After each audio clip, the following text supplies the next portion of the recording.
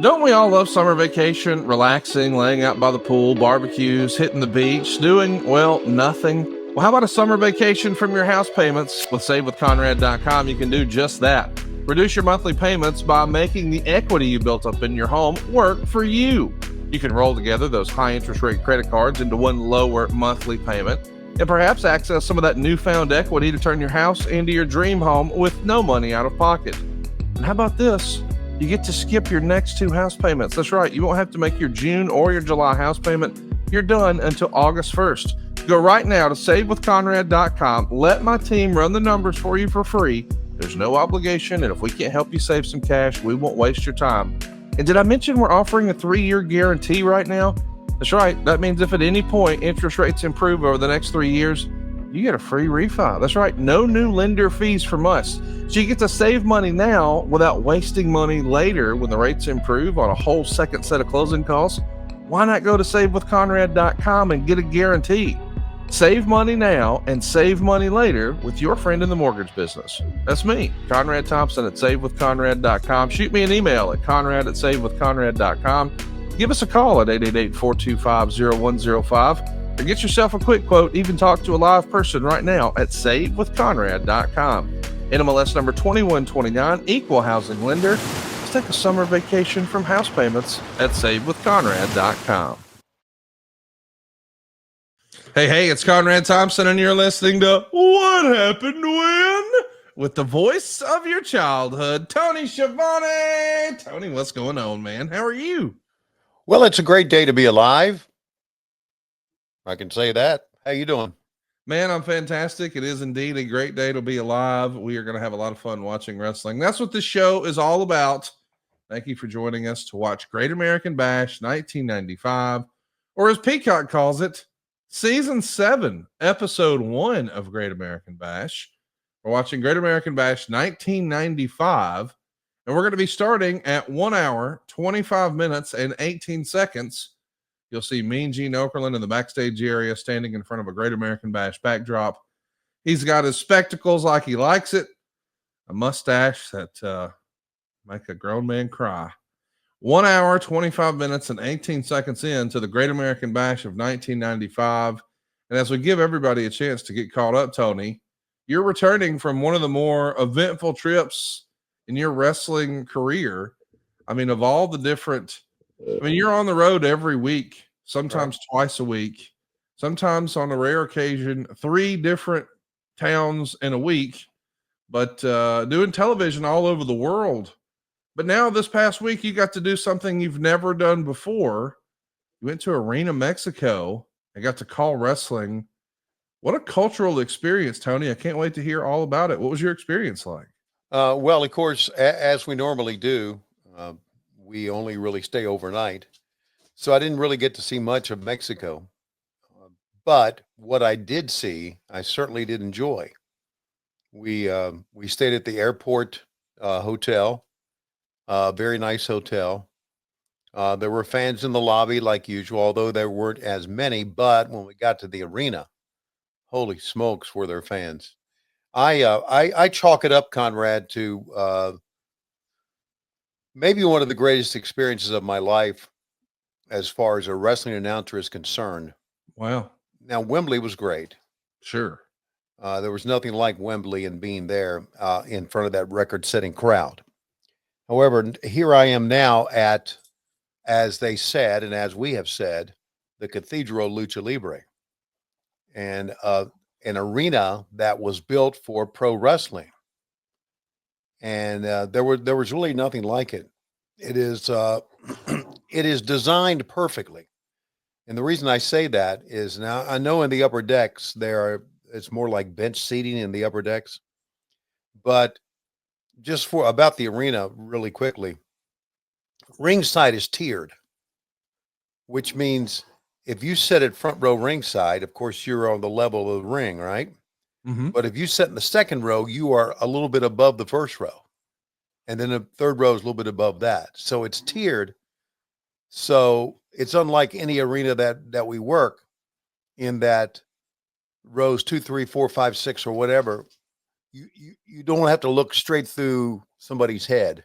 You understand what I'm saying? Yes. See that? So it's more fan friendly than any arena that I've been to. The fans were absolutely from word one, day one, bell one, absolutely incredible. They were absolutely fanatic. The loudest crowd I've ever heard. They watched our stuff. They knew me. They knew Excalibur, of course. They knew everybody. They popped and they booed and they were just it was just incredible. And went outside to get their car, and the car was trying to get around the arena. Around the arena, especially a couple of the side roads, they have like street fairs for the wrestling fans. So it's like a mob scene outside. And so we're outside, and there's still a match going on. And I got a couple of security guys with us. And now the fans are starting to pour out, and they're mobbing us, and they're wanting pictures and everything. And they're so nice and so appreciative of what we're doing.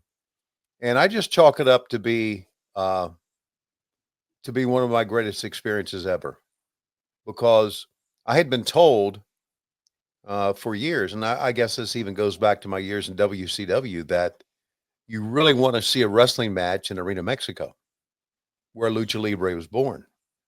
And now I have, and it was a great experience. The ring was hard as a rock.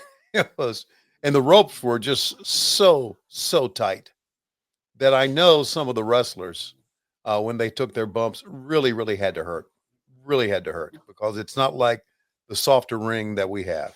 So that all being said, it was a great night of wrestling. And I think what happens is, and I mentioned this during commentary, when you have a crowd that's like that, that's live, that's into everything you do and is responsive, I think everybody performs better. Yes. And that's exactly what we had. We had guys really performing better. And you know what? When I first started understanding what Lucha Libre wrestling was, it was back, of course, in the WCW era. And the guy who knew everything about Lucha Libre was Mike Tenay. Right. Uh, I didn't get it back then. And as time went on, I more and more got into it and understood it. But after this past Wednesday, I understood completely what it's about. And I even sent Mike a text, and I said, I finally did a show to Arena, Mexico. I just want to let you know I was thinking about you the entire time. And he responded with a very nice text. So it was just a great night. What you see in the background is a little bit of what we experienced. You know, as you can see, one little guy is taking on two big guys in the background on video here, and it was quite. Hang on one second. No, we're gonna start taking bets on the melee happening in the background. Yeah, hang on. Stop it. I mean, we have a full blown battle royal going on behind you with the Yep. Schiavone family dogs. Yeah, we have Hey, that all the time. a Yeah. lot of interesting things I want to follow up and ask you about. I don't know what we can or can't talk about. We'll certainly Okay. I'll. flip this out if we need to, but there was a report Oh, that MJF maybe had a situation back at the hotel. I guess for those of you who maybe missed the show, I hate to give a spoiler, but hey, it's out there. I didn't see that. In his match against Mystico, he removed Mystico's mask, Right. and And put it on. then he put the mask on himself. Right. I guess allegedly, one fan he took that personally, as Michael Jordan might say, Okay. and elected to maybe come at MJF. Okay. And I know that, listen, he's a heel, he's a hateable guy, and I'm Oh. sure he's very capable of defending himself. But Mhm. I wanted to know, had you heard that? Hey, maybe there was a fan who tried to take things a little too far with MJF. Have you heard that story? I have not heard the story. I got back at the hotel pretty early, and I saw wrestlers come in. I went up to my room, went back down to get something to drink, and people were milling around and having a good time. And there were people from the hotel there. It didn't look like there had been any type of disturbance from what I saw. Of course, I could have missed it. I could have gone back to my room, and I went and stayed in my room. It could have happened after that, but I didn't hear that at all. But see, that surprises me, because And the reason it surprised me, and I know you have all different types of fans at every show, and I get that, but most of the fans were really, really good, well-behaved fans. If that makes any sense. Well, listen, let's be honest. I don't know. I wasn't there, but Uh-huh. if I was a betting man, Yeah, I'd put pretty much anything I have on the idea that there was alcohol involved. of course. You know, all logic and rational thinking goes out the window when you combine the emotions of professional wrestling or lucha libre Yeah, and maybe one too many. So yeah, enjoy your wrestling matches and your cervezas yes. responsibly. I got to show this picture because it is one of the more classic pictures that you've ever sent me. You sent me Okay. a collage, 4 or 5 different photos that I thought were really cool. But Hmm. then you made sure to post one that I think got everybody to smile ear to ear. You know which one I'm talking about. Yes. What an iconic photo here. I got to hear about your experience because a lot of wrestling fans, they've seen these fellows in clips or gifs or memes or whatever, but the idea that you actually were there and got to meet these guys, I mean, I hope they recognize and realize these guys are like real life action heroes. I mean, these guys are superstars down there. Yeah. As a matter of fact, I understand they are father and son. Oh wow. Yeah. That's what I was told. Now, I don't know if they really are or not, but I can tell you that being able to, well, I mean, everybody was wanting to take a picture with them backstage, right? Yes. I even have, and I mentioned this, and I really didn't know this.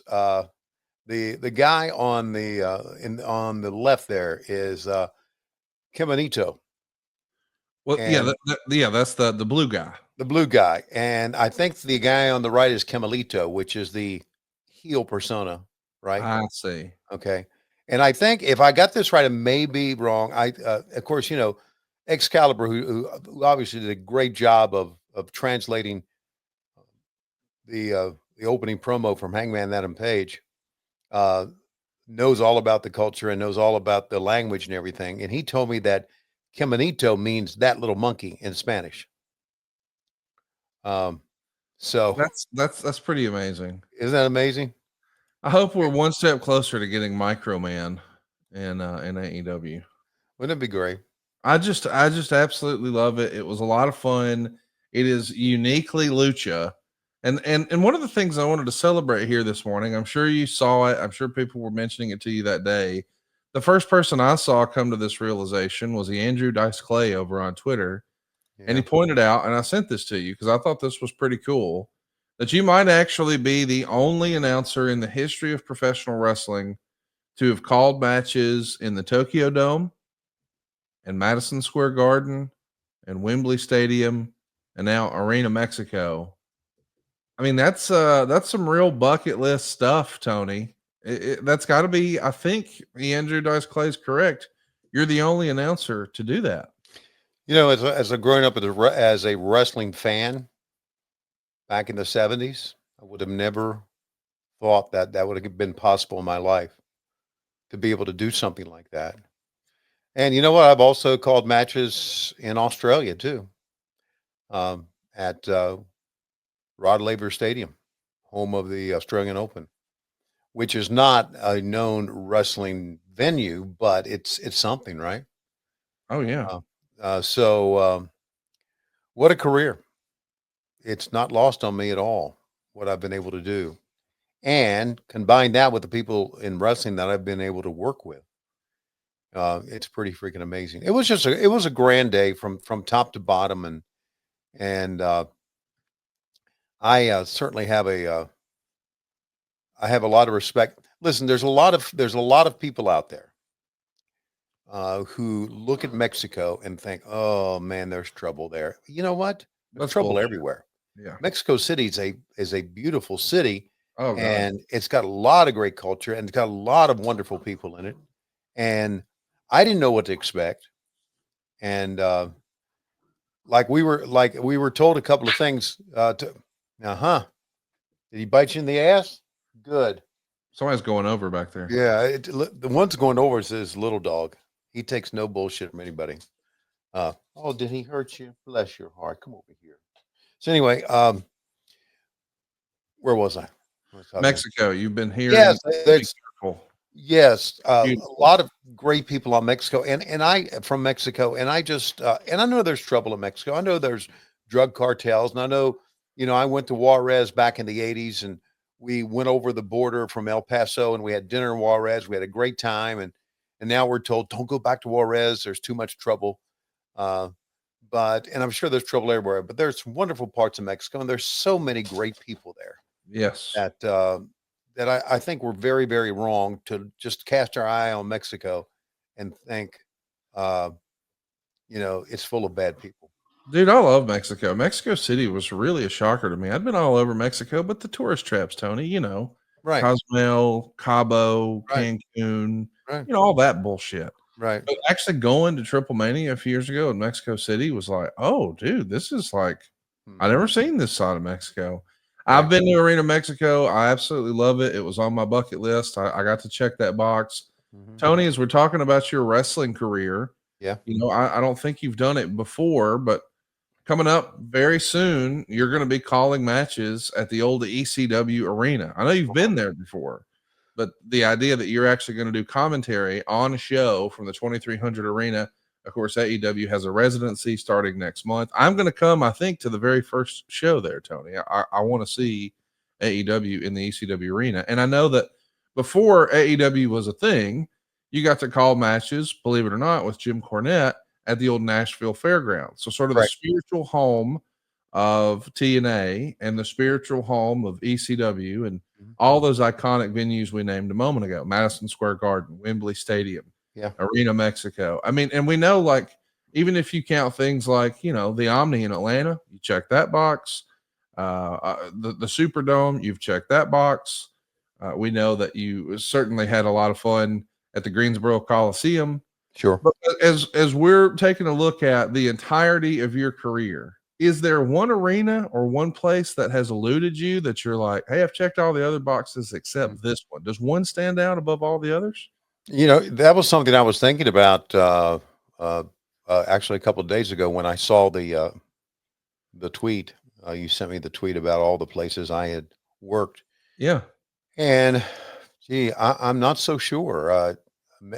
Probably some of the I did the keel back in 1990, but I think that was the new keel. Oh, dude, I got it. We're gonna have to have maybe that's what we'll do. Maybe I'll try to pitch somebody on let us do a Starcast in St. Louis and we'll try to run a pop-up show or something at the Chase and let you Yeah, call something there. at Because the I mean, Chase, right? Would there's that be really something? nothing else I can think of. Well, there would be nothing else. Exactly. Well, of course, the old sportatoriums and Yeah, but they're not here anymore, so I mean, we can't go fix that. Yeah, but well, I would love that. the sportatorium in Tampa is still here, but it's not what it used to be. Right, It's like it's like a residency now or something. Somebody but lives like there. the what was the Cow Palace? You did that one. Did the Cow Palace? Yeah, You did Arena Mexico. yeah, You've done Hammerstein Ballroom. yeah. You've did you ever do? Yeah, you did. You did the Mid South Coliseum in the Yes. dying days of WCW. Hmm. You're going to do the ECW Arena, of Hmm. course, next month. Right. You never did one at Corkin Hall though. Maybe that's it. Hmm. Maybe there's one show in Japan. Way back when, Maybe. did you do Rosemont with the WWF? Did you ever work a Rosemont show? Yes. Yes, I Okay. did. Yeah. The my first Survivor Series with the Rosemont. Hmm, that makes Uh, sense. and or my only Survivor Series with the Rosemont. And also, I was thinking of something that kind of escapes me, but The Budokan? the Budokan. I don't know if we'll do that. I was thinking that, I'm very fortunate because, Tony Khan appreciates the history of pro wrestling. Sure. So that's why Arena Mexico and the 2300 Arena are big for him to book them because Oh, he yeah, dude. realized what it means for pro wrestling. So, I wish the Sportatorium was here. I mean, obviously, we're never going to get one in Dallas, but Imagine if that old building was here.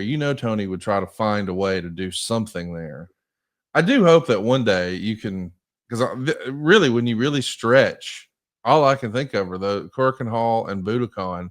What Culture posted like the top most famous 11 wrestling arenas? Those are the only two on the top 11 that they list that you haven't done.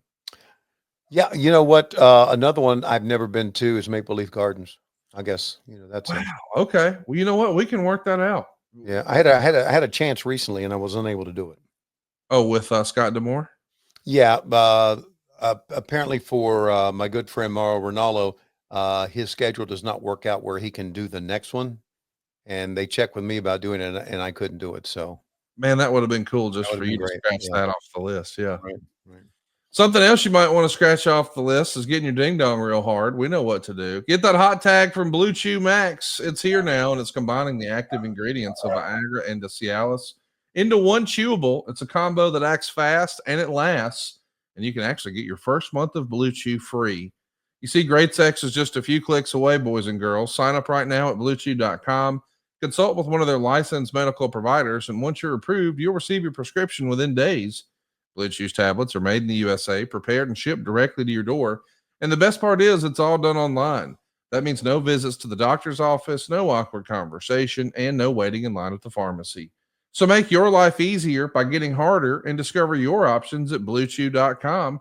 And we've got a special deal for our listeners. Try your first month of Blue Chew free when you use our promo code WHW. Just pay $5 shipping.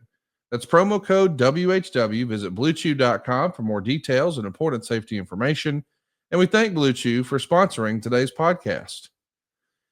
And we really appreciate Blue Chew. They're day one advertisers here on the program. They've been with us since the very beginning, and we appreciate all of you guys being with us from the very beginning. We are recording at a different time. I want to give a shout out to Jim in Buffalo and Anthony D and Doug Ritter and the rest of our live studio audience. Normally, Tony and I are live Monday nights at 9 o'clock Central, 10 o'clock Eastern, immediately following and usually at the tail end of Monday Night Raw on Netflix. But today is Friday, June 20th, as Tony and I are recording. And we're doing it this way because you've got a big West Coast tour coming up, and you're not even coming back home. You're just going to hang out there a little bit. What do you got coming up here, Tony? Well, of course, we got two events. We've got this coming Saturday in the Seattle area in Kent, Washington, and then we are going to go back to the same arena on Wednesday for Dynamite and a taping of Collision. So we've got 3 shows out there that we're going to do, and I'm just going to stay between Saturday and Wednesday, and I'm going to go see my good buddies at Motley Zoo Animal Rescue, where I got the little Dobby Pookie. And I'm going to hang out with them because they're my friends. I give them money every month. And so I'm going to just go out there and hang out and get some sleep that I haven't had much of. Well-deserved sleep. And I know that you've got something that you wanted to show us this morning. As a reminder, we are going to be watching Great American Bash 1995, and we hope you'll join us over on Peacock. It's season 7, episode 1. Tony and I are locked and loaded and ready to roll that beautiful bean footage at 1 hour, 25 minutes and 18 seconds. That's 125:18 of season 7, episode 1. Tony, take it away. Okay, so here he is, Camarito. Oh, wow, look at there. Yeah, he's I got this. There was a lady in the neighborhood who on our neighborhood stream or whatever Facebook page, Lois found this. Said a lady is giving away these Mexican wrestling dolls. Wait, hang on. You did not get this at Arena Mexico. You got this in Marietta on Facebook. Right. Wow. Okay. And there was another one there. I've got another one of Mystico. So this is Caminito, and he's a mascot, as we know. Hello. Right, Caminito? Right. So I'm not as good as Harley in doing that. So anyway, so I got these, and before I've got some footage to show. But before I do, one of the great experiences of being in Arena Mexico was Mystico's entrance. That was unbelievable. Everybody singing. The whole crowd singing. I was watching with Megan, and I said, there's not another genre or form of entertainment where this dynamic exists. Mm-hmm. And she's like, well, boxing and UFC. And I go, no, there's nobody who comes out in boxing or UFC and the entire crowd sings their song word for word like that. Right. That's unique to wrestling, I think. Yeah, I agree. So anyway, Excalibur and I were sitting in the arena Mhm. because, and this was early in the day, and we were talking because I just wanted to kind of soak all this in, right? And he said, "I want to show you some footage." He said, "I'm going to," and this was a great setup line for him. He said, "I just want to let you know that there is actually a human being in there." I said, "Okay." And this is Kimonito, who, by the way, is a mascot, right? He's a mascot. And Dave, I think you've got the footage, and I want you to take a look at this because it's spectacular. Que se calle con su ya, chole. Que le busque otra variante. Ya que tanto que sea una de los infumables. ¡Ah! ¡Qué bueno que le fue así! ¡Ah, qué bonito!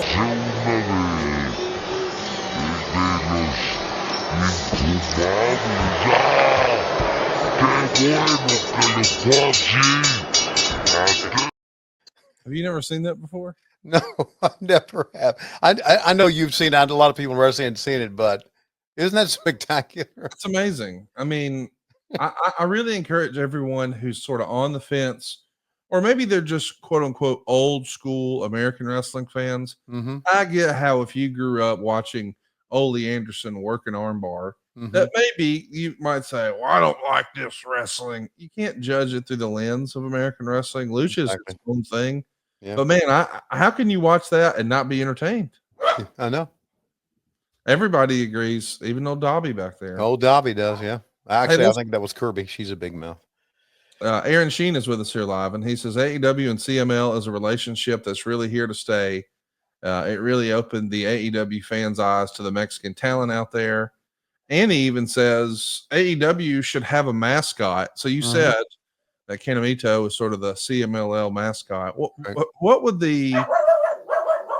maybe it's Dobby? Do you think Maybe Dobby it's Dobby. qualifies to be the AEW mascot? Hang on just a second. Hey, Lois. I'll send her a text. Okay. AEW mascots. What do you got? The banana and catering? Something else? The banana and catering. Let's see. Remember, oh God, I even hate saying this. Remember Wildcat Willie? I mean, that's what I was thinking the entire time. What is what is the AEW equivalent going to be? Well, Wildcat Willie was Wild WC Cat Willie W, right? Yeah. So we need something you're saying that's AEW. Yeah. Okay. We got to think about that. I don't know. Yeah. Something that starts with A, E. I don't know. We'll think. We'll work out on that. But in the meantime, join us on Peacock. Why don't you? Season 7, episode 1, 1 hour, 25 minutes, 18 seconds. Tony, you got a countdown for us? Or are you kicking it old school? Yeah, I do have it. I do have a regular countdown for you from me, old school. One more thing from Aaron Sheen, who says, I was blown away at Hangman cutting a promo entirely in Spanish. And so was I.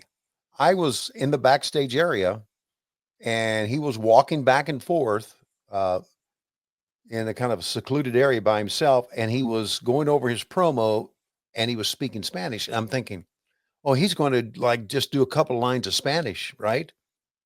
He did the whole thing in Spanish. It was amazing. Yeah. And it was amazing that Excalibur was able to translate for us too.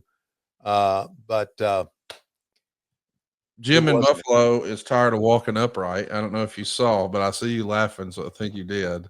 I did. I didn't want to even say anything about Jim in Buffalo wants to be dumped on his fucking head. He suggests, isn't Taz the AEW mascot? But I digress. Let's go right now to season 7, episode 1. Jim. 1 hour, 25 minutes, and 18 seconds. Tony, we're ready for your beautiful countdown, sir. In 3, 2, 1, play. So this is the Hare Arena in Dayton, Ohio, right? Hey, who would have been responsible for like a shot like this? the spanning shot of the crowd. I mean, I know there's a cameraman up there, but was this ordered by Keith Mitchell to stand up there and sort of pan the audience, do you think? Yeah. Yeah. You know, we do a lot of that too, if you'll recall. Sure. Well, you know, Mike Mansouri will make sure that Andrew takes a wide shot. And hey, my favorite duo. Look at Bobby Eaton become a Brit. One of my Wait. favorite things about WCW 95 is this pairing. We're talking about the Blue Bloods with Lord Steven Regal. And of course, he has now trained and taken under his tutelage the late, great Bobby Eaton. And the idea that you had a quote unquote hillbilly from Huntsville, Alabama, Mm-hmm. with a deep, heavy Southern drawl, and you're pairing him with Regal to be an aristocrat. Lord have mercy, this gets me. Not only that, you walk into the ring are two of my favorite people ever in wrestling, personally. And you can't get a better person. And you know this as well as I do. You can't get a better person than Bobby Eaton. We've mentioned it before. Yes. When we were in Nashville and Bobby was our guest, you tried your best, and we tried our best in the backstage area to have him say something bad about someone. Anyone. Anyone. That was the thing we had always heard. And Tony told me, he said, before we got there, Conrad, Bobby Eaton's not going to say anything bad about anybody. Watch. And it was almost like Tony was double dog daring me. Can we get Bobby to share a negative opinion about anyone or anything? Yeah. And we could never get there. Now, occasionally, when one of us would say something that we knew or we felt like we knew he would agree with and he would shit on with us, he would just point and laugh and say, "You said it, not me." That's the meanest thing he would say. He is just a genuine salt of the earth dude. Yep. I sure do miss me some Bobby Eaton. Sure do. I do too. And I miss me not being able to work with William, Stephen, Lord, Regal. I miss that because he knows so much about pro wrestling, and he certainly has had his struggles in life, as we all have on different levels. But he certainly had his struggles with drugs, and he If certainly things had battled worked back. out differently and Regal was not a part of the WWE system for so long and was not really like one of Triple H's right-hand guys, if that never happened, and he was just, the elder statesman on the indies, maybe he had a wrestling school, maybe he was going sort of the Lance Storm route in the last several years. If he would have been a day one AEW guy, do you think that would have turned out differently? Because I really feel like I would have liked to have seen his influence like from the very beginning in AEW, because he's such a unique character in the history of wrestling. Does he know it? Yes, he is. And during his tenure at AEW, he would go out early and basically hold classes. Classes not only in how to do things in the ring, but how to present yourself at a TV show. And he did that, and it just didn't work out with he and Tony. There was nothing negative about that, Well, he had already forged such a relationship with Triple H. I mean, that was it. Those guys were tight even back in the WCW days. So it's no real surprise. And that's what's kind of interesting too, because I don't think everybody maybe has put this together. But what we're seeing here with Regal and Bobby Eaton was probably supposed to be Regal and Triple H. And then of course we know that he goes to the WWF and Bobby Eaton slides into the spot. But in an alternate universe, it's actually Triple H and Regal here fighting the Nasty Boys. Yeah, you're right. And I think it's not by coincidence that when Vince McMahon goes out of power and Triple H basically comes in, if I'm saying that right, I may be wrong. Yes, you got that it. Regal goes back to the WWE. That's right. Yeah, because he and Triple H were very, very good friends, very close. So it is interesting to think about, though, because he's such a unique character in the history of wrestling. I'm talking about Regal, of course. I mean, the way he walks to the ring, the way he does his character work, his facials, but then his in-ring work. I mean, he's nothing if not very, very unique. He's something else, man. As a reminder, January 22nd of this year, 1995, That'll be the last time we see Jean-Paul Levesque. We know him as Triple H these days. And he works his last WCW show. It is a house show at the Civic Arena in Pittsburgh, Pennsylvania. He's on the losing end to Johnny B. Bad. His last 7 matches were losses to Johnny B. Bad. Prior to that, he put over Alex Wright back-to-back on TV, Dustin Rhodes on TV, a series of house shows with Alex Wright. It is interesting to think, we spend a lot of time on this program talking about guys like The Undertaker and certainly Mick Foley because of your shared history. And I think you probably point to Steve Austin more than anybody else. But I think sometimes it's lost on a lot of people that, hey, Triple H was in WCW too. Yeah.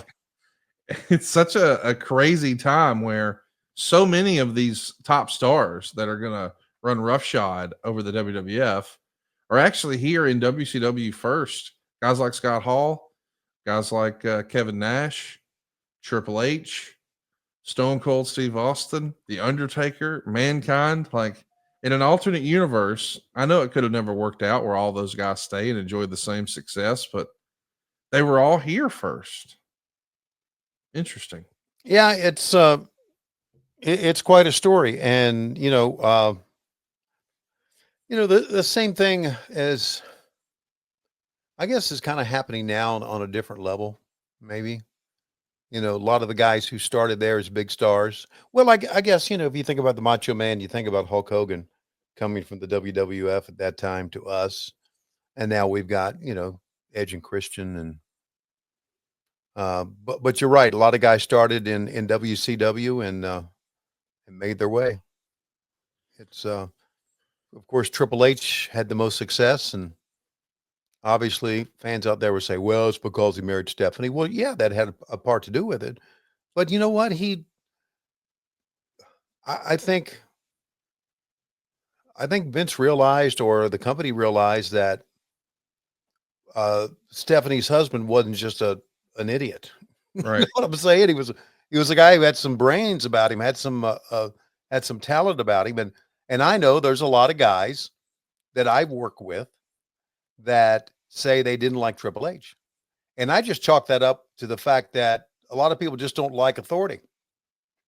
It doesn't matter. I mean, there's probably wrestlers out there, although they'll never come to me and say it because I'm part of the office. But there's a lot of guys out there that don't like Tony and didn't like Vince, didn't like Jimmy Crockett, didn't like Vern, don't like Triple H. It's just the nature of being the boss, don't like Bruce Pritchard, I'm sure. Although we love him. Sure. It's a heat position. Yes, it's a heat position. And Bruce is our friend. Mm-hmm. And I've had people backstage say, "Well, I never really liked Bruce." And I said, "Well, I know Bruce on a different level than you do." That's right. You knew him personally. I knew him personally. And listen, I worked for Bruce. He was my boss, but we became friends. And anyway, it's very, very different. So it's just the nature of the business. By the way, how is Bruce doing? He's great, man. We talked last week, and he's good. He's living on the edge of a lightning bolt right now. Boy, I'm sure. Yeah. Excited to get him back on the podcast on a regular basis. We're talking over an incredible match. I don't know if you guys have seen this in quite a while, but I want to recommend it. I've mentioned it before. The Nasty Boys are like a guilty pleasure of mine. And you want to talk about, the old UFC and MMA cliche, styles make fights. But you got the Nasty Boys, 2 big brawlers with one of the greatest tag team wrestlers of all time, maybe the greatest tag team wrestler of all time, in Bobby Eaton. And one of the more technical, entertaining wrestlers inside the confines of the squared circle, Lord Steven Regal. Like, these are every kind of crazy style in one match. And I'm enjoying this. The Observer gave it 2.25 stars. I think it's better than that. This is the 6th match on the show. We started the show in progress, of course. The first match was Alex Wright beating Brian Pillman in 15.5 minutes. And Alex Wright is getting a lot of boos here. So they're going to go ahead and firmly move him into a heel position. But Dave liked that match. He gave it 3.75 stars. Then we would see Dave Sullivan win an arm wrestling match from Diamond Dallas Page, where Sullivan put his rabbit Ralph against the date with the Diamond Doll. Yes, this is a pay-per-view in 1995. Then we had Jim Duggan and Sergeant Craig Pittman. They go 8 minutes and 13 seconds. It gets a dud rating, as you may imagine. Then we've got Harlem Heat wrestling Dick Slater and Bunkhouse Buck. Whoa. And that too got a dud rating. And then we saw Renegade beat Arn Anderson to win the WCW television title. And it's written here, Arn Anderson worked probably about as well as I've ever seen anyone work in a negative star match. Like Wright, this match was a terrible expose of just how badly the Renegade gimmick is catching on, as the biggest pop was when Anderson hit the spine buster, which he kicked out of, not to mention exposing that this guy isn't ready for prime time. Also, the guy is shrinking by the week, which is for the best, but it kills him as a Warrior clone. Renegade won with a splash off the top rope, negative quarter star. So this is where WCW is 1 year before the NWO. We know that we're going to see Kevin Nash powerbomb Eric Bischoff through the stage a year later. But in 1995, and we're not trying to speak ill of the dead here at all, but I am trying to learn. Were you aware at the time of, or I guess I should ask, were the boys sour on Renegade? Because it's not like he did anything wrong. I mean, I think from a political maneuvering standpoint, everyone could see that this was a Hogan request and a Hogan play. But I mean, listen, Renegade's the guy doing it. How was he treated by his peers? What do you remember about the Renegade you can tell us, if anything? Well, I can remember he was treated fine, but I do know there was some heat because I think everybody kind of realized that he was brought in to be a warrior, maybe feed him to Hogan. Yes, correct. So I think there was some heat on there. Hogan, but not heat on Renegade. Right. Exactly. And obviously there was some heat. The fact that, he worked another match I remember he worked was with Paul Orndorff at Bash at the Beach on the beach. Yes. If I recall. And so there was some heat with guys who could really work about having to, put him over in situations like this. And I think once again, that heat goes back to Hogan. We've talked a little bit about the real life Richard Wilson. Unfortunately, he took his life when he was only 33 years old. Jesus. February 23rd, 1999, right there in Tony's hometown of Marietta, Georgia. And that year that we're talking about here, 1995, where we're watching, this is the year, this is the show where he won his only title in WCW, the World Television Championship. Pro Wrestling Illustrated would do their PWI 500 that year and list him as wrestler 245 out of 500. And the readers of the Wrestling Observer newsletter voted him the worst wrestler of 1995. And I just take a look at all that, and I know that we've gotten better as a society in dealing with mental health and things like that. But as a reminder, I know people have a lot of fun dunking on the Renegade. I get it. It wasn't good. But as a reminder, Richard Wilson was a big wrestling fan who just wanted to be a part of the show. Right.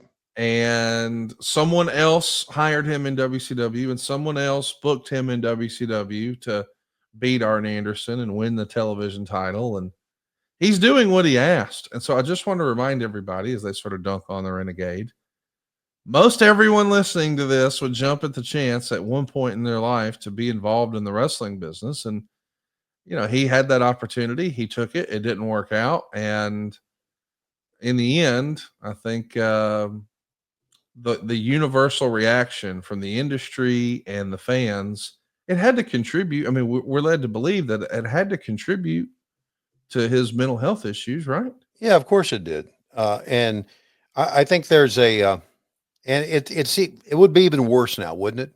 Mm-hmm. With social media, if he was, no doubt. I mean, and as we know, has been documented that social media has led to people offing themselves, especially on the teenage level. But it just goes back to this one thing: give people a freaking break. Yes. Give them a break.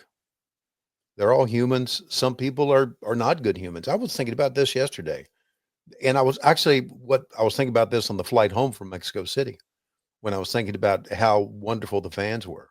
I Yes. was thinking there are good people everywhere, No good doubt. people, and there are lousy people everywhere, terrible people everywhere. And again, as I've said before, if you're a terrible person, you're probably on Twitter. Uh, doesn't mean they're not good people on Twitter, because there are, but all bad people land up on Twitter because they're cowards and they stand behind a keyboard. But they're good and bad people everywhere, and we should just give everybody a break. And that's what I try to do backstage. I give a lot of, as you know, and I learned this from you. The most fun you have in life is giving people shit. Yes. Yeah, breaking people's balls, as we say. Mhm. And I do that, but I genuinely like to be a good person backstage. Everybody, when they ask me in AEW, is there anybody backstage that you don't like? The answer is I like everybody. I really, really do. I mean, even people who maybe are difficult to deal with, and there are some, I get along with them because I attempt to get along with them. I try to get along with them. I try to find something good about them. So, just a cautionary tale that the Renegade is a part of. I know as a rule we don't make it anybody's business to talk about private real life relationships, so we won't do that here. Oh, okay. But I will bring up something that I think caught some people off guard this past week that I know had to make you smile. It was revealed that AEW superstar Beast Mortos is going to become a lawyer, Tony. Yeah. I mean, what can't this guy do? How awesome is this? Our lawyer is Beast Mortos. Like, I got to see how his rates compare to gimmick attorney Mike Dawkins, but Lord have mercy. Like, that's the guy you want as your lawyer. Sign me up. Imagine that dude walking in full gimmick Yeah. into the courtroom. Can you imagine? With the mask on. It'd be hilarious. What? Take the opposing attorney and do the crucifix drop with him. Boom. Yeah. We Beast Mortos, Bandito. Let's see who else is with us. Hologram. Those are Man. all great kids that work for WCW. And by the way, Hologram is a luchador that is not a CMLL guy. He's the luchador that's an AEW guy that came in, and the fans kind of bought into him. So that was kind of a unique experience to see a luchador wrestle in Arena Mexico that was not CMLL, So anyway, yeah, but all those guys are good kids. They are all good guys and like it. We're watching a pretty good pay-per-view here. I really enjoyed that match. I know that everybody's got their own favorites or what have you. Give everybody a time code. Tell them where you are here. I'm at 138.21, 130, and of course I'm on Peacock. I'm on Peacock, but I'm way ahead of you. Are you really? Where are you? I'm at 143.39. Well, I'll go there. 143, 45, 46, 47, 48, 49, 50. As we see the Harlem Heat right? come in and do a run in, taking care of business here. And then Bobby on the top. Oh, yep. One of the things when I see the ropes shake here, the ropes at Arena Mexico did not shake. They were like hitting a lead pipe. They were. I went around the ring and I grabbed the ropes and I'm thinking, are we kidding each other? They really are going to hit these ropes, and they hit them. Yeah. Okay, so you're way ahead. I wonder why. Huh. So next up, they're going to recap the U.S. title tournament, and we're going to see the paths of Sting and Meng on either side of the bracket. So we've got a U.S. title match coming up next with Sting and Meng. And this is the era where they're trying to get Meng over as a legit superhuman badass. Like, he doesn't sell And I kind of like the positioning of that because if you've hung around wrestling long enough, hell, we've all heard that, hey, if wrestling was a quote unquote shoot, nobody would beat Meng. I mean, Yes. we've heard that so many times that this is a guy you don't mess with, yada, yada, yada. But what I find interesting about this is this seemingly is the only time there was even really an attempt to sort of move him up. Do you think it was just fans had already seen him at a different level and it was difficult to move him up? Why didn't it work with Meng being perceived as a legitimate top guy in front of the camera when we all knew that he was a legitimate top guy behind the camera? Well, my thought always with Meng was that we all knew what he was about, Yep. and we thought that everybody else did. And I think that was wrong, to the point to where we didn't do enough to get him his persona over about how bad of a man he was. He just come to the ring and said, "Boy, there's a badass," and that was about it. Why didn't we do videos, let people know who he is? And I think because we all knew in wrestling exactly what he was, we thought that translated into just having him walk out and beat people up. That would translate into him getting more over than he was, or over. And I think it's wrong. I think we did not develop the character enough, and that's my feeling on me. And I think, to be honest with you, I think a lot of that is correct. We were so enamored with him as people backstage, and actually still are, that we just did not do a good job of having fans getting to know him. Now, what would that entail? I don't know, but back then, we're seeing a little angle. If I'm with the same place of Flair and Savage right now. That's right. Yes. Okay, good. And that, of course, is getting us ready for what's going to be a big time main event. I love when it's spilling out into the backstage area. I do too. Flair and Randy Savage is our main event. And here's the opening line of Dave Meltzer's review of that match. Anyone who says Flair is washed up as a worker can eat it. There's also, we get to the match, I want you to read a little bit, because I went through the notes, read a little bit about what he said about Alex Marvez. Oh, because I texted Alex and I said, "Alex, we're going to do," and I was just texting him. I said, "We're doing the Great American Bash, and your name is all over Meltzer's notes." He went, "Oh my God." I said, "Yeah, you old stooge, you." So actually, if I thought about it, I should have probably had him on here with us. Oh my God. Oh, we gotta have him do a return one day. Yeah. Yeah, I just love Colonel Robert Parker, man. He such a great promo, and with that handkerchief always, and then shaking his finger at you. He was what a great character. Do you think you can beat my Meng? If you do, I'll let you play with my jump rope. And I got news for you. The way he would make his voice shake. Yeah, I know. Oh, wow, that tickled me. Speaking of tickled, is there anything better than imagining Beast Mortos practicing law in full gimmick? It's the best. It's the best. Yeah. Can you imagine him? You gotta take a look at WHWmonday.com at Dave. this image that Dave has put together for us of Beast Mortos as an attorney. Oh, Dave, you've got to send me that. Because what's great is, respectfully, if his law record is like his in-ring record, yeah, he's going to be about 50-50. he's going to be consoling some guys. I'm just going to say that. We'll be. Oh, look at me in that beautiful red bow tie. How would you describe Bobby Heenan's look here? Let's see. It's almost like a librarian. He looks like Tim Sabian's cousin. Okay.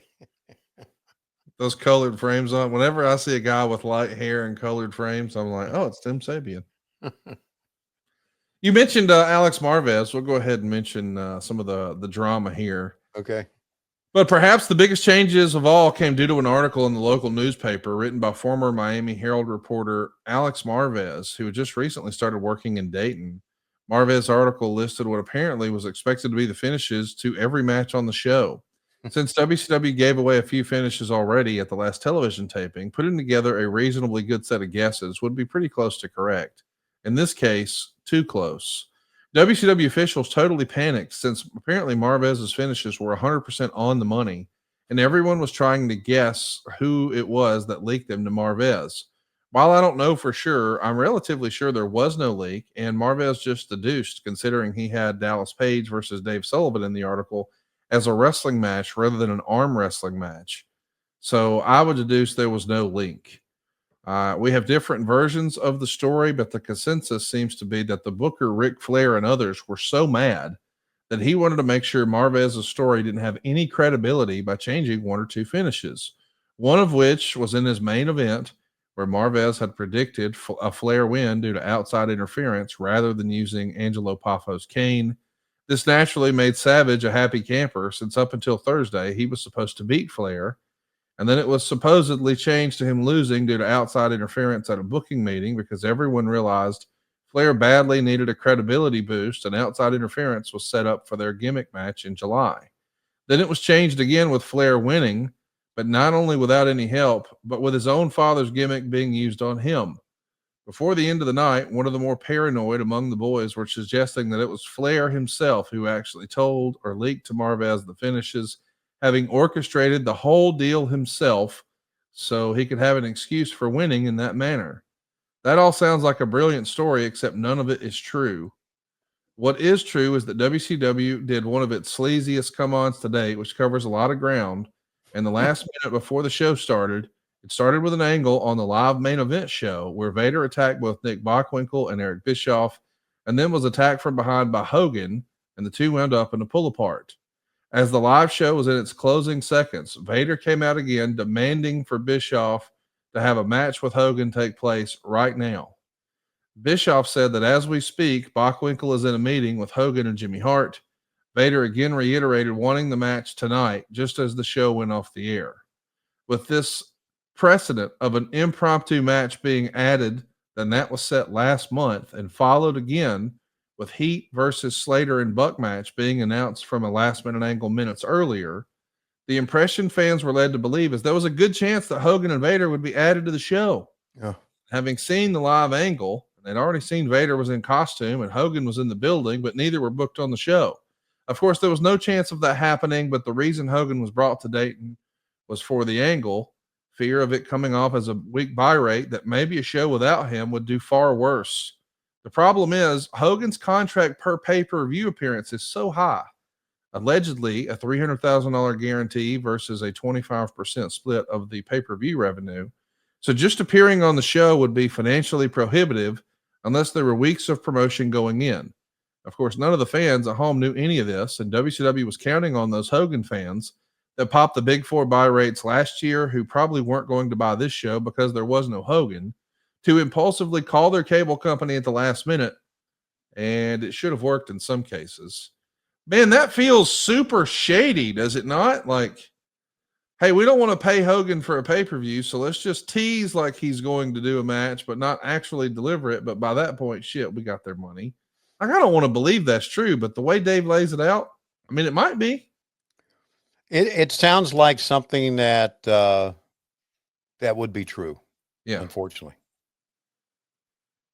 I wish I could say not, but it really does sound that way. This is Sting's last Great American Bash with blonde hair. I know that seems like a silly thing, but longtime Sting fans will remember that Great American Bash 1990 is when he won the world title for the very first time. He beat Ric Flair to win the big gold belt. And of course, we know that, you know, he's going to be the franchise, the face of WCW.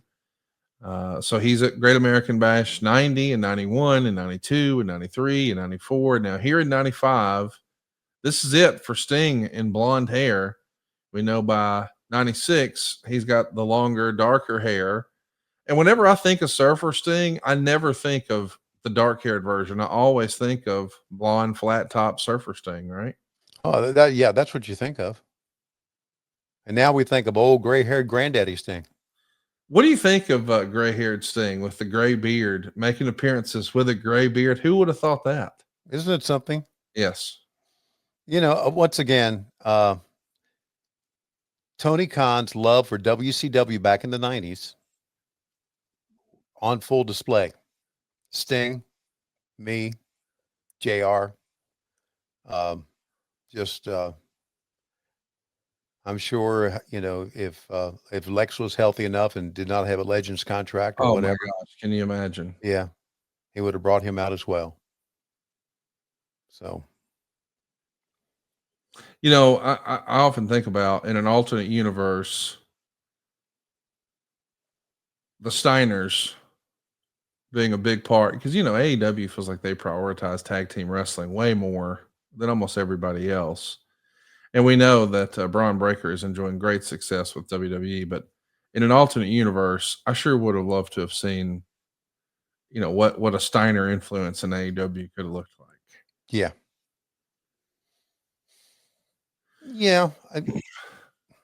While we're talking about Meng here as the top guy, this is a fun match. I don't know why. I guess Dave, for whatever reason, he wasn't totally sold on Meng. I mean, we all knew what Meng was behind the scenes. But this only gets 2.5 stars. Meltzer would say the match was slow early, but the psychology was good. Total Japanese finish, which was good in that you get the clean pin, but the loser looked strong by breaking the usual finisher. So we really are trying to push Meng. And Ric Flair is giving credit as being the booker. I think we all know that that's a little silly to think that he would have leaked finishes to Marvez so he could win the belt. I understand it's in fashion right now to dunk on Ric Flair, but respectfully, Ric Flair did not need to talk to Alex Marvez to get a push in WCW. Exactly. That's a little stupid. And I love Alex. I'm just saying that's not a step that Rick would need. A little silly to think about. I know. That's pretty cool though, to know that here in 1995, and I know the internet technically existed, but it's not like everyone's using the internet. There's no smartphones in the audience. Nobody's sending a text message from the crowd. I mean, so there's not even realistically, most of the people here who have quote unquote cell phones, they have a bag phone in their car. They probably don't even have a cell phone in their car. So I'm saying all that to say it's really interesting to me to think that 30 years ago, all this time later, or all these years ago, Alex Marvez had such quote unquote power and influence that everybody's sort of running scared in the backstage area without the internet. He's just printing it in an old fashioned fucking newspaper. Can you imagine? Like, that feels like what do you mean they changed the finish because of a newspaper article? Is this the Gotch era? Is this the 1930s? What are we talking about? Newspaper? But that's what it was 30 years ago. Yeah, it just shows the paranoid of the business. I say, and I've always said this, do your shit regardless of what they say. Yes. Do not let them influence what you're doing. I've always said that. But it's been an influential part of wrestling throughout the years. Hollywood has the same problem. That they try to I guess they have guys that sign non-disclosures, whatever they're called. Oh yeah, sure. Yeah. We don't have them. I guess they're part of the contracts. But even if we had them, I don't think half of the guys would listen. Yeah, there are lots of talent. I shouldn't say that. I do believe that there is an NDA in most talent contracts, whether it's WWE or AEW. I don't know how enforceable any of that is, but I do believe that most of them have NDAs. But thankfully, not everything that's out there on the internet is nefarious or trying to undermine storylines. Sometimes you can just have good old fashioned fun with wrestling online. And Tony, Yeah. I ran across something that I feel like you're going to dig because it's got a little nostalgia, Okay. and at the same time, it's wrestling related and it's about some of your friends and some of your pals. And I want to give a shout out because it's a pretty cool creation that I've seen here. Tim V from the Knockout Hub. He's at Knockout Hub Tim over on Twitter. As we're recording this morning, I saw something I thought, man, Tony would absolutely love this.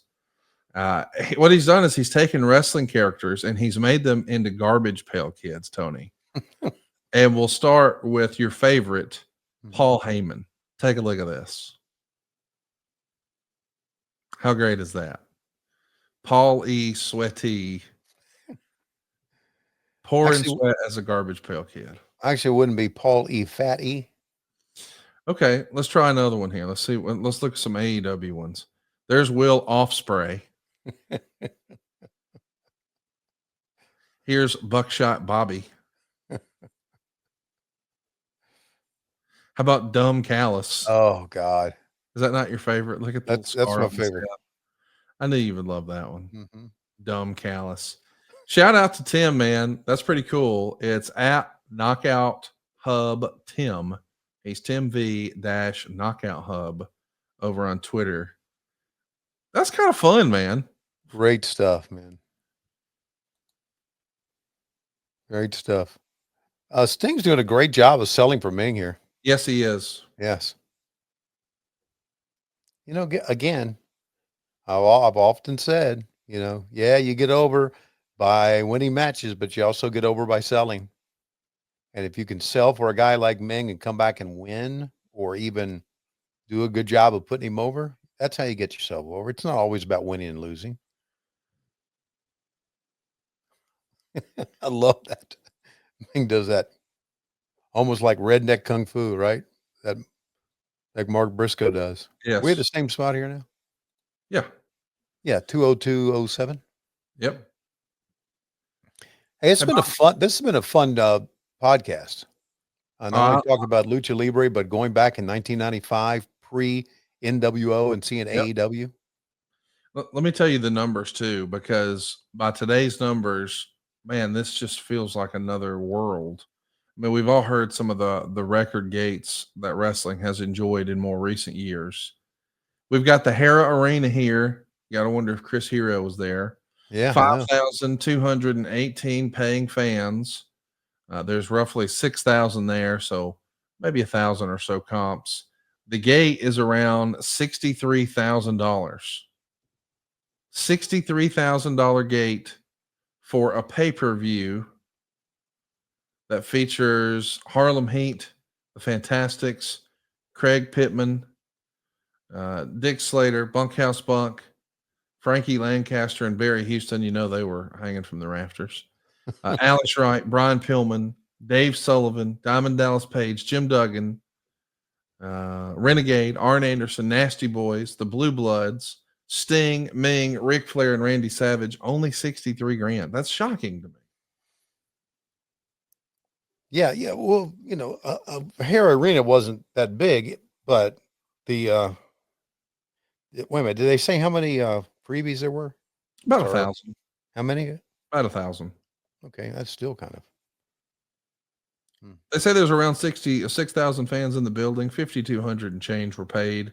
Okay. What I really want to spend some time talking about is something that I didn't know the timeline. I knew it had happened, but I didn't know the timeline. But Meltzer would write this. It was surprising to see Tony Schiavone do the pay-per-view since he recently underwent neck surgery and had suffered some fairly serious post-surgery complications. Since he was obviously in pain and not enjoying life, one would have to compliment his performance. Tell us about this, Tony. What was going on in your life here? Okay, so what happened was I had neck surgery, and then I went home, stayed in the hospital a couple of days. I remember I had the hard collar on, and I went to get an X-ray, and they had me take the hard collar off. took it off, did the x-ray, put it back on. Doctor was irate. The doctor was irate that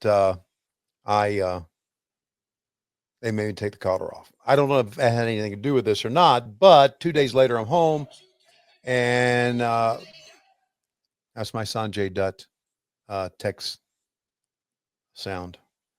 So anyway, I got home, and my left arm died. I couldn't raise my left arm. Wait, what do you mean died? Okay, I couldn't move it. Okay. I mean, you could still feel things though, right? You'll feel things. I just, in You my weren't shoulder, controlling. in my left shoulder, I could not raise my left shoulder up. Damnation. I could move this, okay, but it was pretty much tied. I couldn't.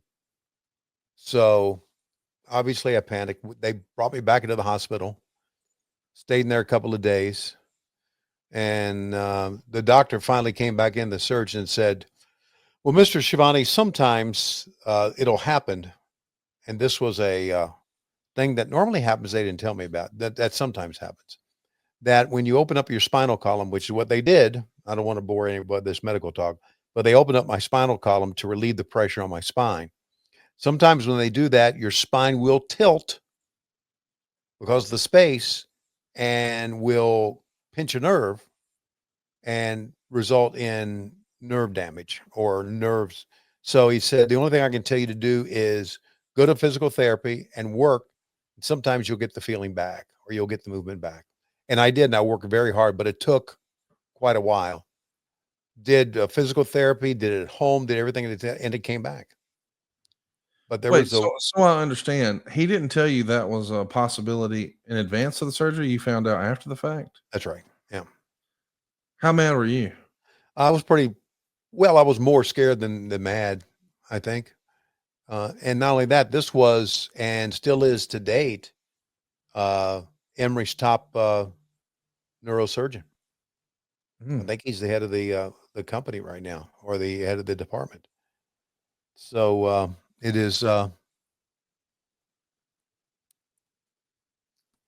was quite a scary time. And Eric, after the show was over, I remember Eric telling me, he said, I should have never had you do it because you obviously were in pain. Yeah. And I remember thinking, no, I wasn't. But if that's what you think, that's fine. So, but that's the way I always am. I mean, when they say, can you do it? I'll go, oh, yeah, I can do it. Right. And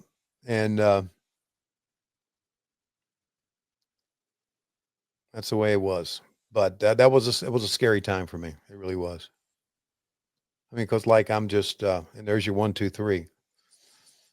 So 1995, right? I'm 38, not yet 38. And I'm thinking, geez, I can't even lift this arm. So, but now I'm back lifting weights 3 times a week. Look at this. Watch out here. Don't let this scare you. See how big it was? It popped the microphone. Don't let that bicep scare you, Conrad, or that one. Watch out. Here comes the tricep. Boom. Ready? Boom. Yeah.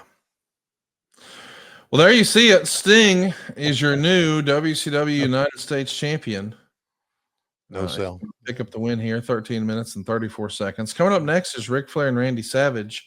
After this match, though, Tony, they had a WCW Father's Day lookalike contest. Fans would send in pictures of their fathers dressed as wrestlers, and the winner was Billy Ray Helms, who I guess looks a lot like Big Bubba Rogers. Right there. Billy Ray. Wonder, is that Hurricane Helms' dad, do you think? It's quite possible. Let's just call it right now. Sugar Shane Helms' dad right there. Yeah, it looks like a fella from North Carolina to me.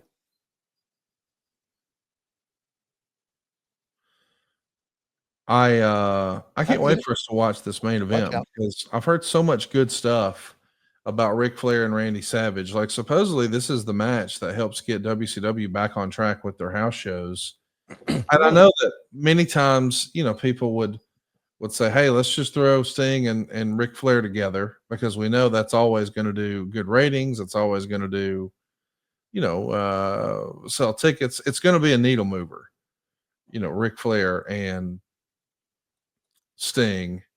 But I think Ric Flair and Randy Savage is probably right up there too. I mean, Randy Savage at this point, as far as the mainstream, from a mainstream national or even global perspective, don't you think at this point Hulk Hogan's probably the biggest name in wrestling, but Randy Savage might actually be second? Absolutely, because of the mega powers or whatever it is, Yes. and the time they spent in the WWE together and against each other and together, and the angle with Miss Elizabeth, and it was all good stuff. And not only that, the Macho Man was tremendous. Yes. I mean, he really was. He could work.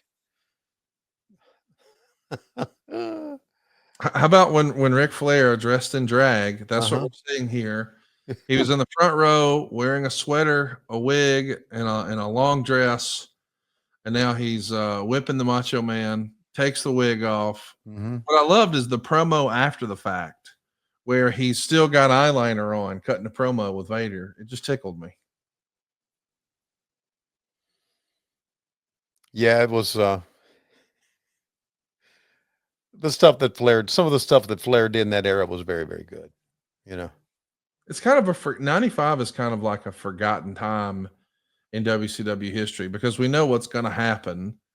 By the way, we see Angelo Poffo getting involved here, and Ric Flair teeing off on Angelo as Arn holds him back.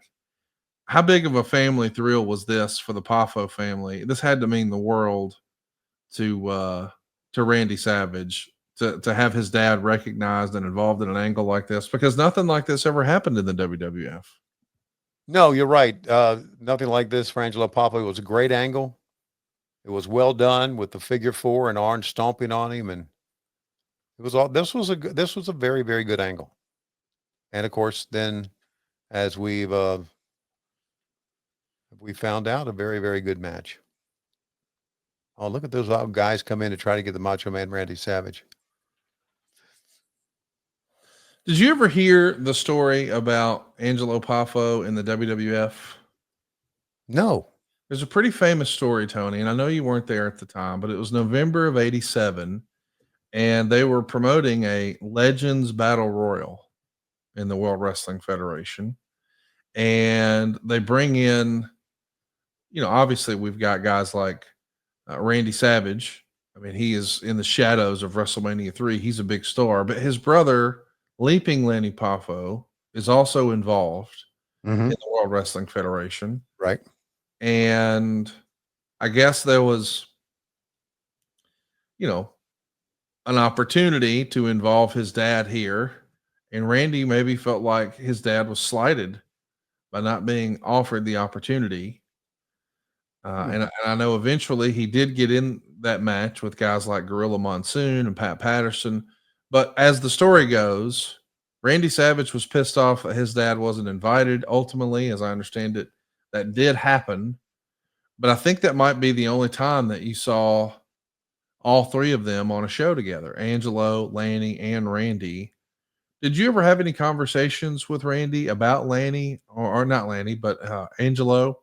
And did you get to spend much time with Angelo? No, not at all. And never had a conversation. I had a lot of conversations with Lanny about the Macho Man, but never with Angelo at all.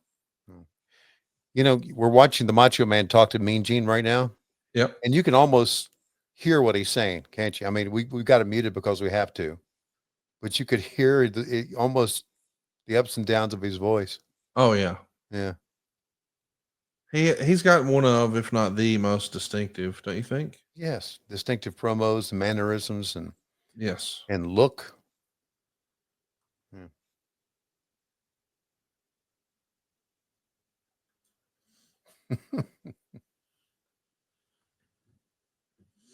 It's fun to think about the Macho Man and all his different iterations, because we saw, so many different versions. We saw the original version that we saw in the WWF, and then we saw eventually, Macho King, and then he sort of switched it up. Instead of wearing the small trunks, he went to the long pants, and instead of Right. the big robes, he started wearing the jackets with the fringe. And instead of wearing a bandana, he went to a cowboy hat. He really evolved that character. How would you categorize, like, what would be your favorite version, if that's even a thing, of the Macho Man character? When I see the Macho Man, I think of him with the hat and the long tights, but I think of him with the Slim Jim colors. Does that make sense to you? I think that's what we have him. All of his graphics in WCW were like that. But that's what I think of. Now, remember, the first Macho Man I ever saw had the bandana, Yes. and actually had kind of like jeans, didn't he, or dungarees or something like that? We're talking early WWE when he first came in. Yeah. Yeah. But I always think about the Slim Jim Macho Man. I don't know why. Maybe it's because when I was in Coliseum Video, we used to have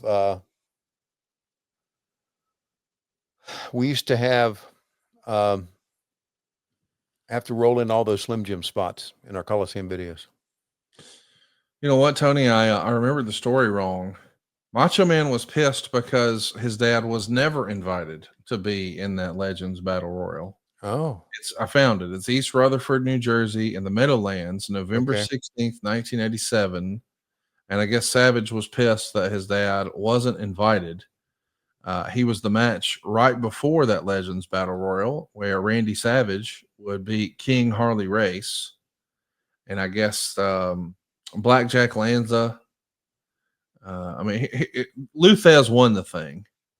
And they go 11 minutes and 11 seconds. Here's what's written on the history of WWE.com. Okay. Luthez won a battle royal by last eliminating Pat O'Connor at 11:11. Other participants included Nick Bockwinkel, Bobo Brazil, Gino Brito, Edouard Carpentier, Al Costello, The Crusher, Dominic DiNucci, Tony Gurria, Rene Goulet, Gene Kaniski, Killer Kowalski, Pedro Morales, the Baron, Arnold Scotland, Ray Stevens, Chief J Strongbro, and Art Thomas.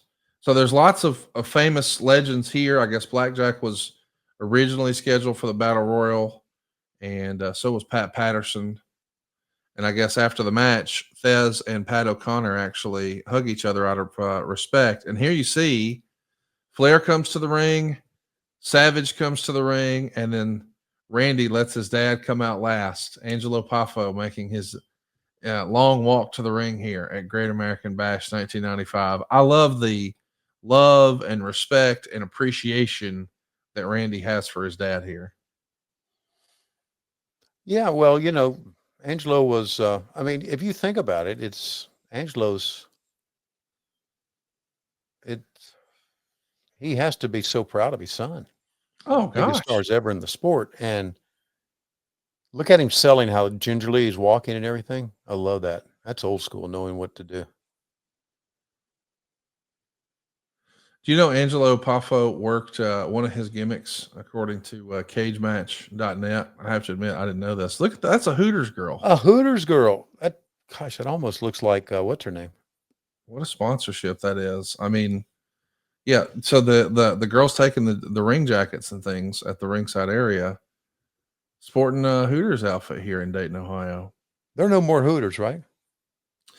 I think they filed bankruptcy, and from what I understand, Hulk Hogan and his group are trying to buy that brand. I think I heard that somewhere, and it's just wonder why they filed bankruptcy. I wonder it's because of They weren't making money. well, I know that, but because I wonder they're in a ton of countries, and by the way, here in Alabama, they still have locations that are open. Gulf Shores, Mobile, Pelham, Prattville, and Trussville are still open. That Gulf Shores one I just saw a couple of weeks ago. I've never actually been down there, but I do have some friends who every time they go to the beach, they want to go to Hooters. I never understood that, but they do. And I know that, man, they're eat up in Florida. I mean, whether you're wanting to go to Tampa or Orlando or Panama City or Pensacola Beach or Fort Myers or Daytona or Boca. I mean, it does feel like Hooters is like a Florida company to me. Yeah, it seems like they're all over the Gulf Coast, so to Yeah. speak. Yes. Yeah. Flair doing a hell of a lot of bumping for Savage early on. That's his typical Ric Flair stuff, buddy. Right? He's the shit heel. He does dastardly things to the man's father, so he's going to let the guy with his anger take things over early. Meltzer said, anyone who says Flair is washed up as a worker can eat it. As a draw, maybe another story. It's been years since Savage has put out like this. Basically, this was everything you would have expected of a match between these two in their primes. Fast and furious with them brawling inside and outside the ring. As a reminder, I know it's Great American Bash 95, but this was the world title match at WrestleMania 3 years prior. Wow. Isn't that crazy to think about? That is crazy to think about. Want to give a shout out to our live studio audience. Coach Rosie's here. Yambag Jones is here. Mark Kraft, Aaron Sheen, Coach Keith in the house. Mark Nelson. Appreciate all you guys hanging out with us on a early Friday morning. DJ Turn Up just What had the hell? Just had a big birthday. DJ Turn Up's with us here on a Friday morning. I thought he slept till like noon. I know he got out of bed this week. How about Pretty that? fired up about that. You just never know, do you? Hey, I don't know if you saw, Tony. We don't normally talk about the negative stuff, but I do just want to put it on your radar. Did you see there was there was a bit of a cause for concern earlier this week. There was a report from, of all people, Bubba the Love Sponge, where he was suggesting that folks have been called in to say their goodbyes to Hulk Hogan. I guess he had a health scare and was in a hospital, and Bubba was under the impression like he was fighting for his life. Okay. Now, we've heard since that that Hulkster is fine and doing well, and he's gone home to recover. But now there's conflicting reports, as I understand it. There was one report that said that he had, a spine and neck issue that was causing him some numbness in his hands, I think is the report I had heard. Sure. And after the surgery, he had regained feeling, so that was a positive thing. Mhm. I've since seen another report that said that he also had a heart issue and had some sort of heart procedure. I don't pretend to know what's going on, but I think there for a minute everybody was like, "Is Hulk Hogan in trouble?" And I don't know. I guess we kind of always assume that. I don't know. It's just hard to imagine Hulk Hogan not living forever. I mean, I know he's a human being, but I'm just saying, and I'm not even talking about Hulkamania or any of that gaga, but he's been such a fixture and such a staple, not in wrestling, but just in pop culture Right. for so long. I mean, that made TMZ news when there was even a rumor about that.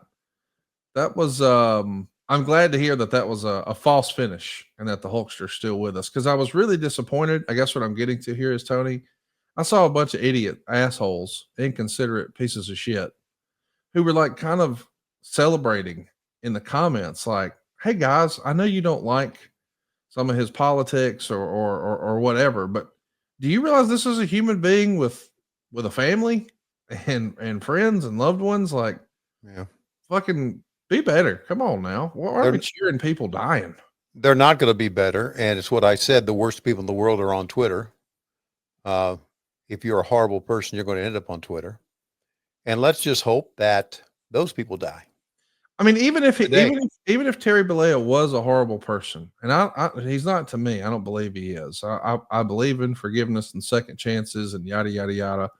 But man, I was really disappointed to see people like fingers crossed. And I'm like, man, fuck you. I don't remember muting and blocking that many people in a day. It's so short-sighted. Like, guys, this is not a wrestling angle. You shouldn't cheer for someone's demise. My goodness. Right. What a fucking spot. What a great camera angle that was. Mm-hmm. The slam off the top that we've seen Flair do 100 million times, I think it looks best when Jackie Crockett is standing the opposite side of the ring at an angle and he crashes into you. I don't know if he did like a little camera shake effect right there, but that felt bigger than all the other slams off the top, didn't it?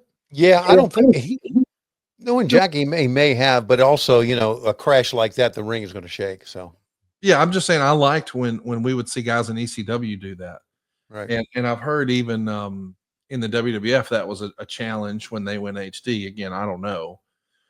But I was told that, hey, when you go HD, you've got to sort of, you can see the magic. So I think there was a learning curve where it's so crystal clear now that people had to be a little more careful with their spray tan and things like that, but also connecting on blows and punches and strikes in your offense. Like, you want to be careful with how you shoot that so you don't expose that. Well, no one was really in any sort of danger there. So I think, if there wasn't motion, I was told through the years that WWE would create the illusion of motion. So they would start shaking the camera. And I know that there's a lot of heat on Kevin Dunn, even though it was technically never Kevin Dunn's call. He wasn't doing it. But the camera cuts, that became a thing that WWE fans complained about for years. Maybe all of that was born out of trying to cover some of the magic for that switch to HD. That could have been. I think in a different world, the news world, HD has changed things. I remember when HD became a thing, and HD, you started getting HD signals in television. Long time anchors started to age very quickly. Did you notice that? It's like, whoa, Yeah. that woman's old. Good stuff here. Flair goes right for the knee when Savage is going to haul him off, and I mean it's typical Ric Flair stuff, right? Work on the knee, work on the leg, setting over the figure four. It is a good match. Hey, it really, really is a good match.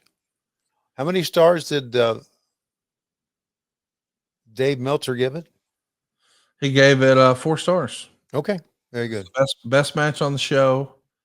I mean, this was the match that really got WCW house show business back on track. And I know Ric Flair really felt like he was not taken care of here in this era. I'm saying that to say this is the era where we started to hear Ric Flair having confidence issues.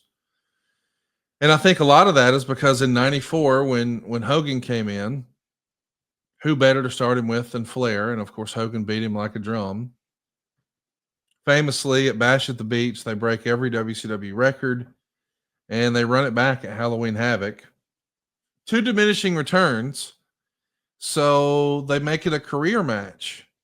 Flair realizes, I'm not getting put out to pasture here. I'm going to use whatever leverage I got to get a bigger contract. And he did get a contract renewal, and he was retired just until Randy Savage came in. And now we're going to go around in 95, and Flair's going to put Savage over. So to hear Flair these days, hey, Hogan comes in, he beats me over and over and over and over.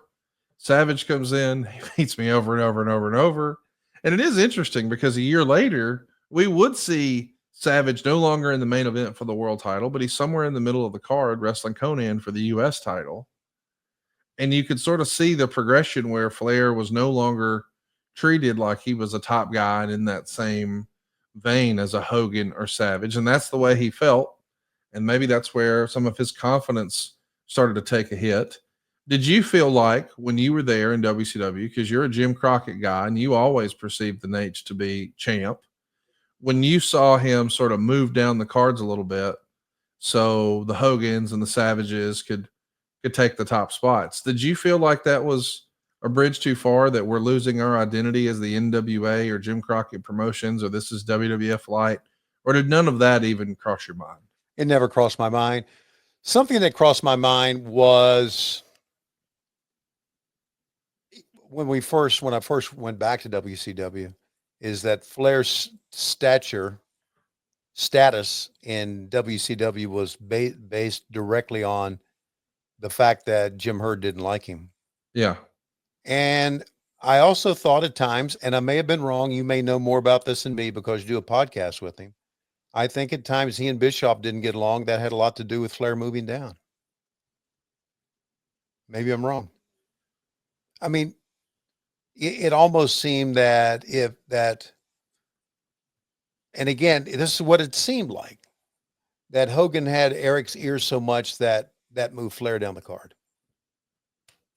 I don't know if that's the case or not, but that's the way it seemed at times. But you know what? Regardless, Flair always performed well No doubt. wherever he was put.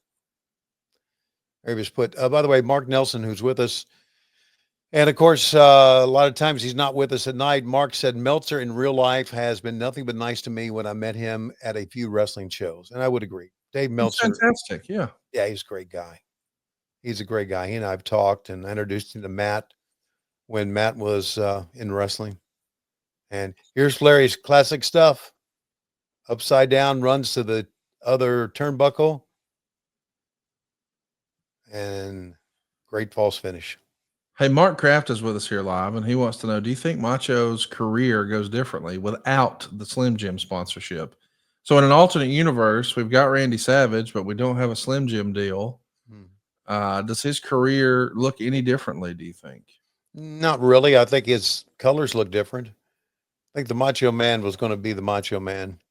And look at that elbow. God almighty. That's knowing how to do an elbow, buddy.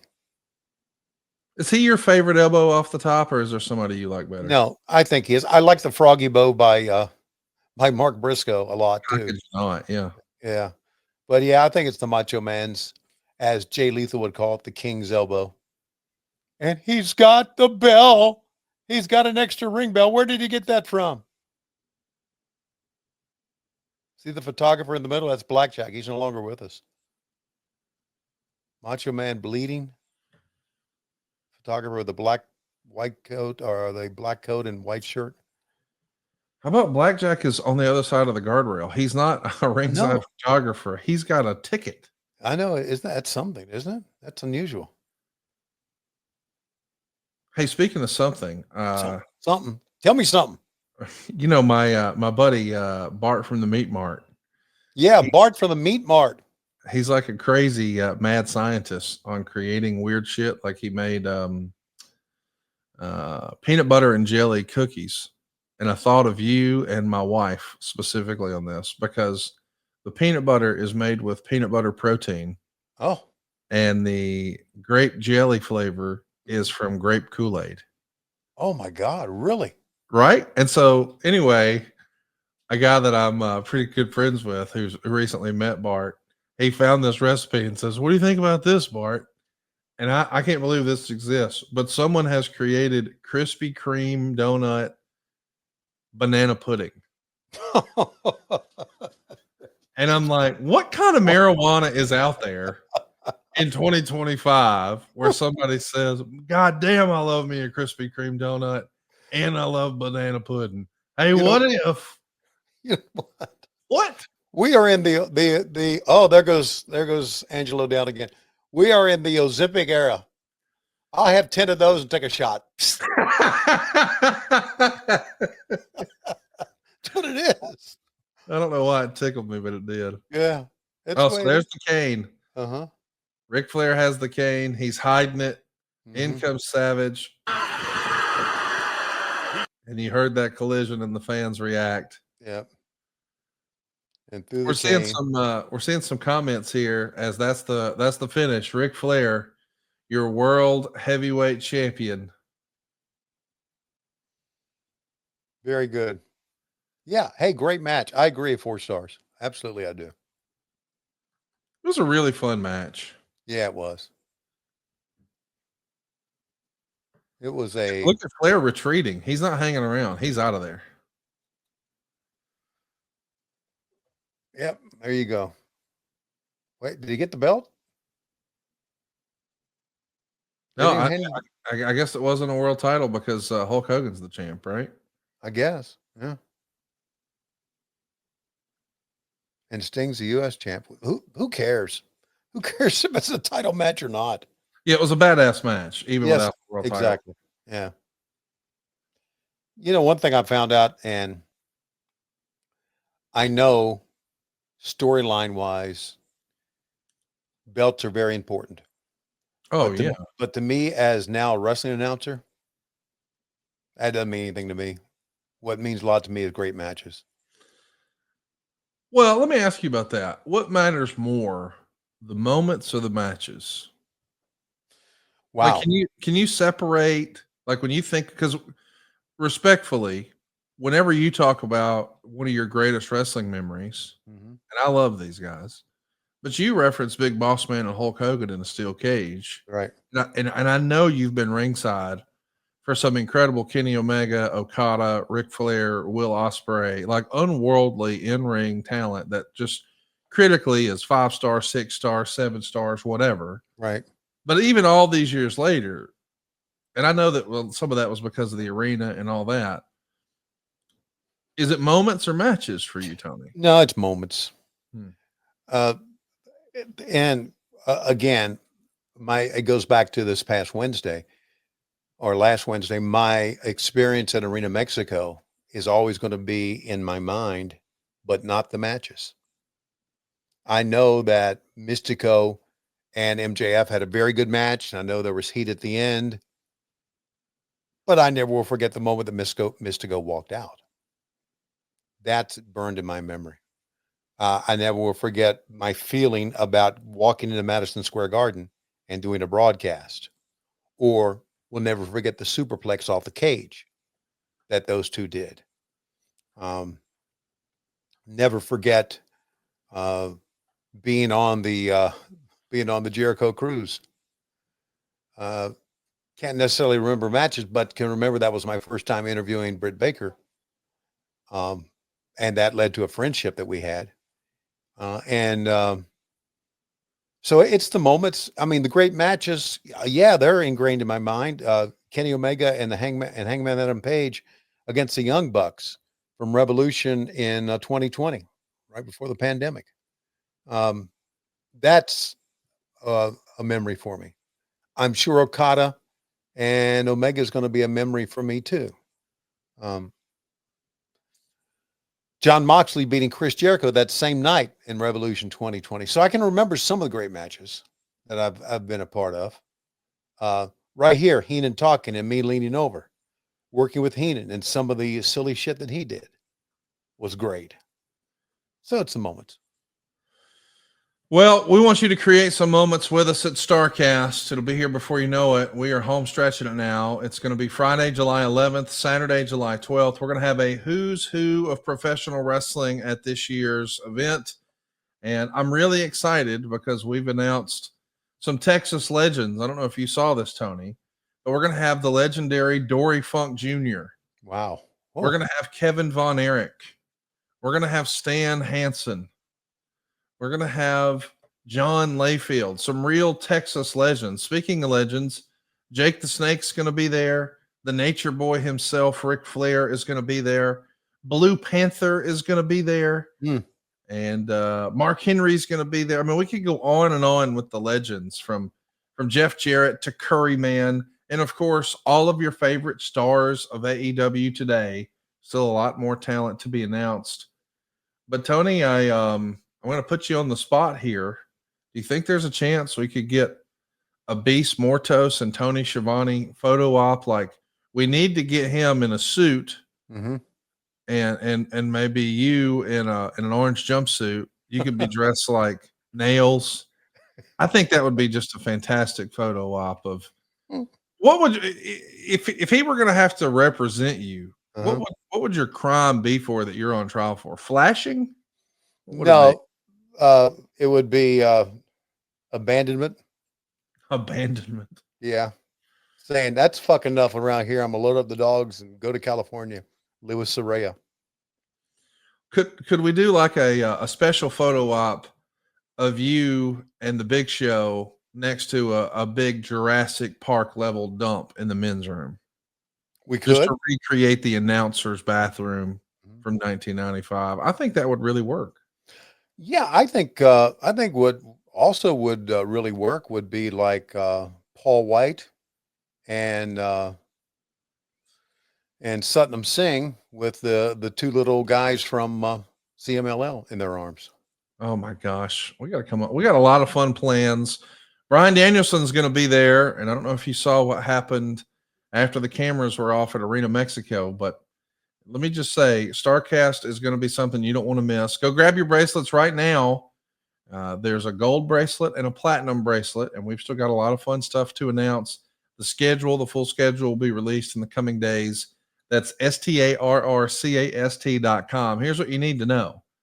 Be in Arlington at the Sheraton early Friday morning on July 11th.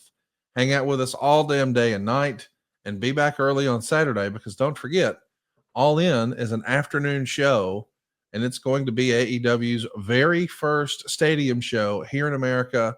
I'm fired up for it. I know we're all going to have a blast. Can't wait to see you there. Go grab your bracelets right now.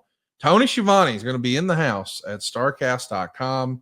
But right now, Tony, it looks like it's about that time. We have discovered, fans, from checking with our friends at CMLL Lucha Libre Wrestling, that Kimonito and Kimalito now have a brand new manager. It's Dave Silva in a monkey suit. It's Kimo Dumbass. And fans, we are just about out of time. We'll see you next week on What Happened When. Don't forget, each and every Monday, we come to you exclusively and ad-free on Patreon, patreon.com/WHW Monday. And of course, adfreeshows.com. Hey, it's Conrad Thompson here to tell you a little more about what adfreeshows.com is all about. Get early, ad-free access to more than a dozen of your favorite wrestling podcasts every single week, starting at just $9. That's less than 20 cents an episode each month. And yes, you can listen to them all directly through Apple Podcasts or your regular podcast apps. How easy is that? Ad-free shows also has thousands of hours worth of bonus content and docuseries like Title Chase, Eric Fires Back, Conversations with Conrad, and The Insiders. Plus new series like The Book with David Crockett, Monday Mailbags with Mike Chioda and Nick Patrick, and a whole lot more. And you want to talk about early? You can't get any earlier than listening to the shows live. You can be a part of the live studio audience as we record the podcast. Plus, ride shotgun alongside your favorite childhood heroes for live watch-alongs, Q&As, and other interactive experiences every single month. Come on now, see for yourself what thousands of other wrestling fans from around the world have discovered, that adfreeshows.com is the best value in wrestling. Check it out today, and hey, when you do, the first week is completely free. adfreeshows.com.